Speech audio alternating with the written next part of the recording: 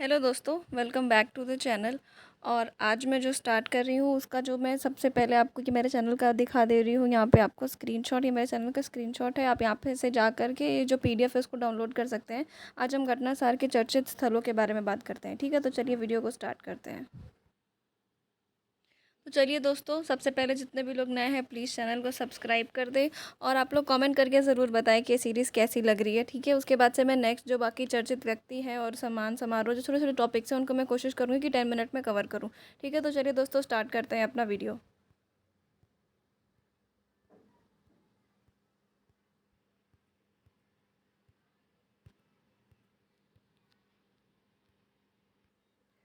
चलिए, सबसे पहला टॉपिक जो है वो है हमारे चर्चित स्थलों में। वो सबसे पहली बात जो है हम यहाँ पे कर रहे हैं कि जो ये मीता थाला है और जो टिगराना है, सबसे पहले तो आपको याद रखना है कि ये कहाँ पे है। तो जो मीता थाला और टिगराना ये दोनों के दोनों हरियाणा में है। ठीक है, उसके बाद से ये है क्या, यहाँ पे हुआ क्या है कि हरियाणा राज्य सरकार ने जो है वो भिवानी जिले में स्थित दो हड़प्पाकालीन स्थल जो है मीता थाला और टिगराना को अप्रैल 2025 में आधिकारिक रूप से संरक्षित पुरातात्विक स्थल और स्मारक घोषित किया है। ठीक है, सबसे पहली बात तो ये याद करना है कि दोनों जगह कहाँ पे है, मीता थाला टिगराना कहाँ पे है, तो हरियाणा में। ठीक है, और इन्हें पुरातात्विक स्थल में जो है वो घोषित किया गया। इनकी स्पेशलिटी क्या है?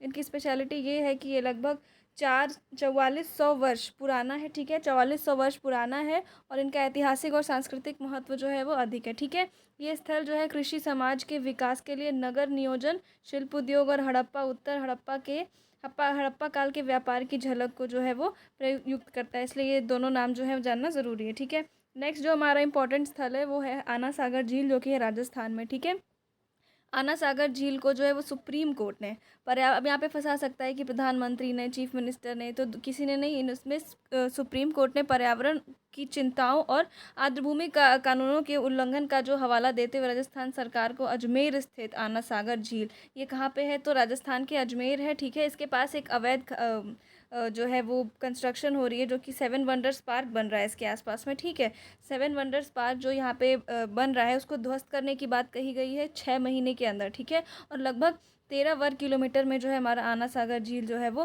फैला हुआ है। और दूसरी इसकी स्पेशलिटी क्या है कि ये एक आर्टिफिशियल लेक है। ठीक है, ये एक जो है वो कृत्रिम झील है जिसका निर्माण पृथ्वीराज चौहान के द्वारा जो हुआ है कि हुआ था। ठीक है, तो यहाँ से देखिए हिस्ट्री में भी अब ये इम्पोर्टेंट हो गया कि पूछ सकता है, ईयर पूछ सकता है। यह है दादा अर्नोराज द्वारा। ठीक है, 1135 1150 के बीच में जो है इसका निर्माण कराया गया था। इस झील के निकट मुगल शासक जहांगीर ने दौलताबाद का जो है वो निर्माण कराया था। तो यानी कि इससे हमारी हिस्ट्री भी कनेक्टेड है, तो एक बार इसको भी आप ज़रूर पढ़ लीजिएगा। ठीक है, नेक्स्ट जो हमारा है टॉपिक वो है कलकत्ता का फोर्ट विलियम। ठीक है, तो अब ये बताइए कि जो कलकत्ता का फोर्ट विलियम है उसको बनवाया किसने था। ठीक है, ये आप कमेंट में सेक्शन में ज़रूर बताएंगे। ये फरवरी 2025 में भारतीय नौसेना द्वारा, ठीक है, किसके द्वारा, नौसेना द्वारा जो है वो कोलकाता में, ठीक है, कोलकाता में पूर्वी कमान के मुख्यालय फोर्ट विलियम का जो नाम है, इसका नाम विजय दुर्ग कर दिया गया, इसलिए जो है ये चर्चा में बना हुआ है। ठीक है, और फोर्ट विलियम कोलकाता जिले की हुगली नदी पर स्थित है। ठीक है, उसके बाद से इसको कौन बनाया था, तो चलिए मैं ये इसका आंसर दे देती हूँ। इसको 1696 में ईस्ट इंडिया कंपनी द्वारा स्थापित फोर्ट विलियम को 1963 में पूर्वी सेना कमान का जो है वो हेडक्वार्टर बना दिया गया था। ठीक है, उसके बाद से आते हैं हमारे नेक्स्ट टॉपिक पे। तो जो हमारा नेक्स्ट टॉपिक है वो है डिब्रूगढ़। ठीक है, तो जैसे ही नाम आएगा डिब्रूगढ़, तुरंत आपके दिमाग में चलना चाहिए आसाम। ठीक है, तो असम के मुख्यमंत्री कौन है, हिमंत विश्वा शर्मा है। ठीक है, जिन्होंने 26 जनवरी 2025 को असम के शहर जो डिब्रूगढ़ है उसको वर्ष 2027 तक राज्य की दूसरी राजधानी, देखिए पहली कह सकता है, लेकिन राज्य की दूसरी राजधानी बनाने की घोषणा की है। किसको की है, तो डिब्रूगढ़ को की है। आप सब कमेंट में बताइए कि अभी प्रेजेंट टाइम में असम की राजधानी जो है वो क्या है। ठीक है, उसके बाद से इसमें क्या है कि जो दूसरी तो घोषणा की ही है, उसके बाद से डिब्रूगढ़ जो है, डिब्रूगढ़ उसको स्थायी विधान भवन का निर्माण जो है 25 जनवरी 2026 तक को शुरू होगा। स्थायी विधान भवन जो है यहाँ पे बन रहा है। ठीक है, अब क्योंकि कैपिटल बनाने जा रहे हैं तो उसके पहले स्थायी विधान भवन बनाना पड़ेगा ना, तो इसलिए बना रहे हैं। ठीक है, इसकी स्पेशलिटी देख लेते हैं।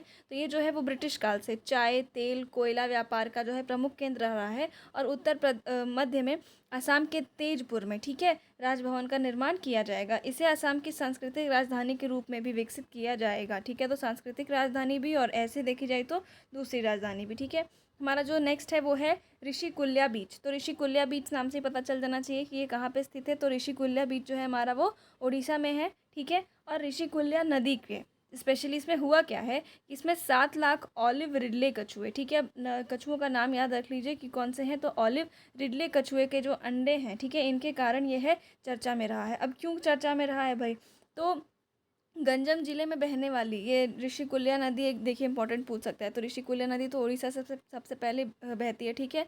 उसके बाद से क्या है, इसका मुहाना जो है बंगाल की खाड़ी में बनाती है, ठीक। दूसरी चीज़ क्या है कि इसमें यहाँ पे हर साल जो है वो कछुए वार्षिक समूह में, ठीक है, घोंसले के लिए पहुँचते हैं, ठीक है। कछुए के इस प्रजनन का जो प्रक्रिया है इसको कहते हैं अरीबाडा, ठीक है। ये टर्म पूछ सकता है कि अरीबाडा किसे कहते हैं, ठीक।